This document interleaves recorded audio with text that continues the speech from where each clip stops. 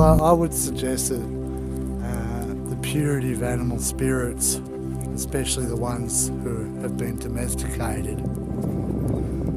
their spirit has been warped to the human condition of protecting and looking after humans, caring for humans. So, you know, you can't really blame a wild animal when they are a wild animal, because that's their spirit. They're not trying to be evil, and they're not trying to be good. They're just being animals, and they're the purest of spirit. So, given that Indonesians are big believers in spirits, and that things like dogs and cats can help warn you about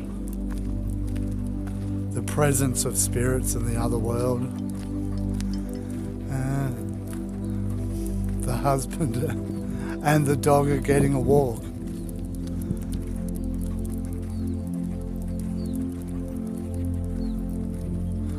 And it's quite nice. So you can see, so where this farm is, you'll see, maybe you can see, not sure, you can see the people passing. So on the other side of that is more farms, but then over to the right here, there's a bit more forested area.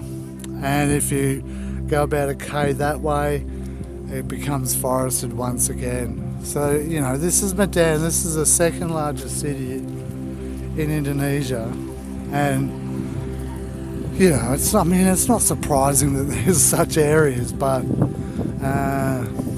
you know, Medan City is not that far from here. If we take the back roads, it's only about 20 minutes. If we go on the highways where all the traffic are, and depending on the traffic, it can be easily an hour, and we're no more than 5 kilometres from the city centre here.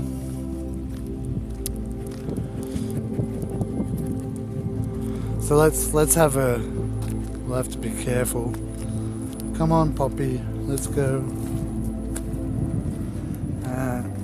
So I just wanted to point out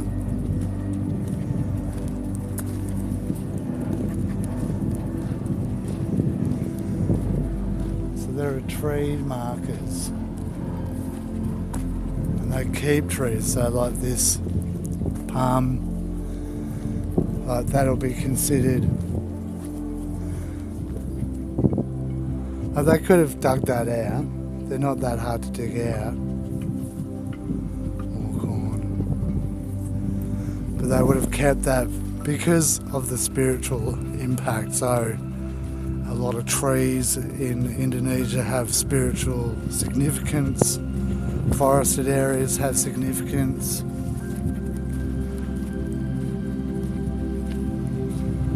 Many people still, you know, despite you know, Islam and Sumatra in general being quite heavily a Muslim island, they still found ways to keep their traditional practices going within that framework, and I think that's particularly excellent. As you know, it's no criticism. Whoop, sorry everyone, almost dropped you. It's no criticism of Islam. As an ordained Christian priest, I kind of find it disappointing, the struggle between Christianity and Islam. There's not really, they're not in competition with one another. It's belief in the same God. Generally belief in the same sort of origin story of the world.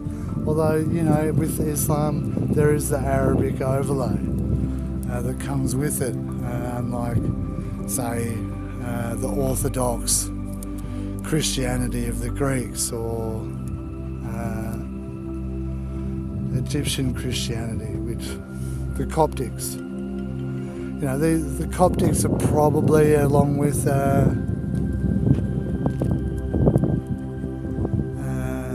African Christianity, is probably closer to Islam. It certainly has many elements of it. Come on. Sit down. Duduk. Duduk. Hey, duduk.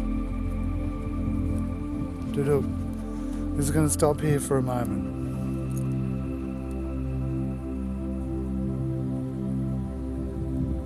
So yeah, Christianity and Islam really are two sides of the same coin. There really shouldn't be as so much division. And you know, people of Christian faith need to remember that Islam does consider Jesus Christ as an important figure within their own religion. You know, they just have decided to interpret the scriptures differently, that's all. It's not incorrect. I would say their interpretation allows for a lot more fluidity than, say, European Christianity does. Well, the idea of European Christianity was to assimilate as much as one could into the new religion and then stomp out everything else as being evil and bad. So prior to the ecumenical councils, a lot of Europeans still practiced many of their old traditions alongside the new ones and found ways of integrating the new with the old. And it's one of the things I dislike about how Christianity in the West has unfolded, is this tendency to want to go on about the Old and New Testaments. One has to remember the Old Testament is not a book of Christianity. It is the Talmud, essentially.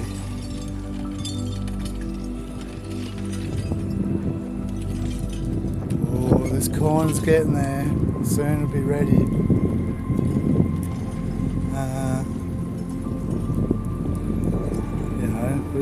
We shouldn't be so hung up on the pathways. There's no real, as long as you are walking the path of the divine, with inspiration of the divine, it doesn't matter the pathway, because our God set out different pathways for different people, present different opportunities to different people. That inevitably means our pathways back to the divine are all different. They're not the same. They can't be the same.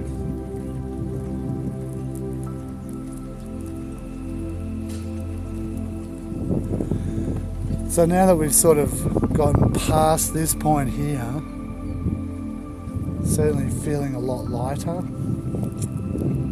I don't feel as breathless. Like, that's one of the pretty interesting things, was the breathlessness of being in that area. And that happened the first time. But the first time my wife and I were down there, and even a few days ago, the weight, you could really feel it.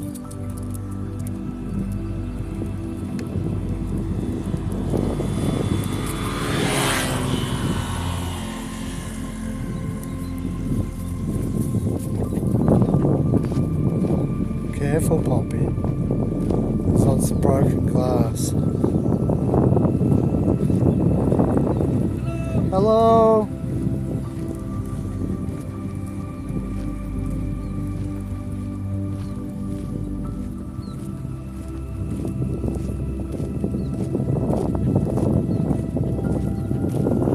The dog's also pulling a lot less. And there's a whole lot of signs. You know, the tingle down the spine, the hair standing up. You don't have to see spirits to know that they're around. And for most people, they'll never see a ghost.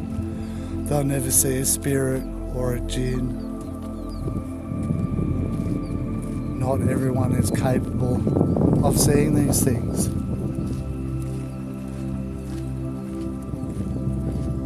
but everybody is capable of knowing their presence. And for a lot of people, they don't want to know, and that's okay too.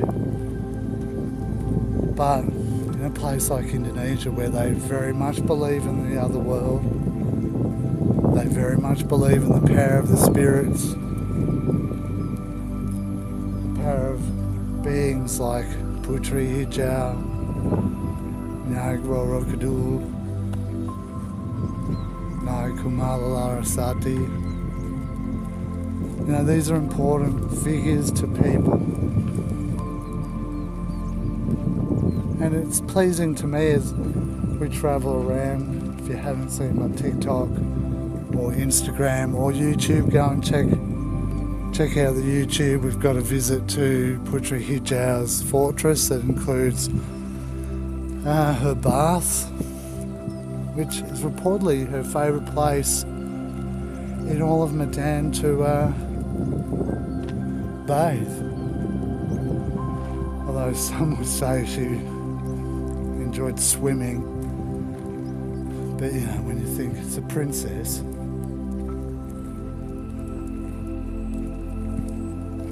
something so crass as swimming, perhaps we would call it bathing to be more polite.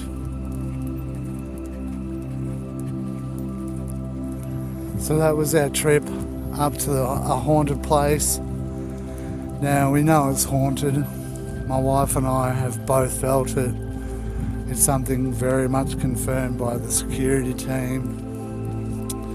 Something that's also, you know, that is confirmed by the developer in the very fact that they have a local shaman to try to keep the spirits in check. Although it doesn't sound like they're doing much of a good job, given how, you know, quite a few of our security team get spooked out if they have to spend too much time back there. I mean, it's their job, they'll do it, but it doesn't mean they have to like it, right?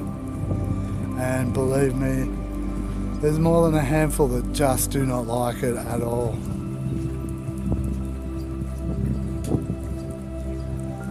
I can't blame them. Like, it is a heavy feeling. It's not something you can just get used to. It's not something that's pleasant. You know, it's not like having a hard bed or a terrible pillow. You know, you can get over those things. You can get past it. You know, they don't even mind sitting in the dark because power goes out enough here in Medan.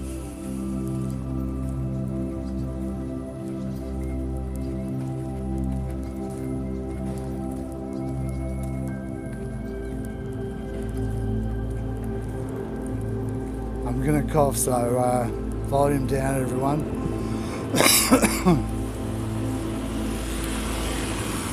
Alright, volume back up.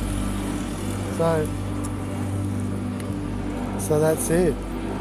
So we've got the weather really hates us. You can see the cloud formations. Well, it's not the weather. And it's one of the things you can feel that a lot of this, because it's the dry season, right? It's not meant to rain so much. It rains, but even the locals are a bit, this is too much rain.